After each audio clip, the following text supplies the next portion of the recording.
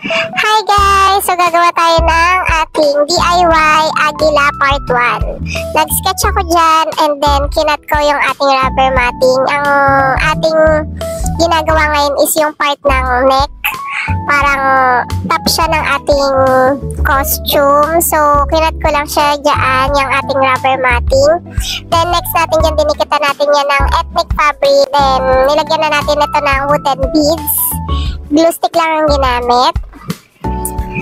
And then, nagtahi kami para magkaroon kami ng tassel using yarn and wooden beads.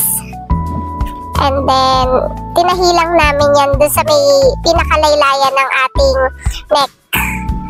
Yung mga ginamit kong materials, ilalagay ko na lang sa comment section ng link. Okay, ayan. So, natapos na siya. O, diba? May kending pa. Thank you!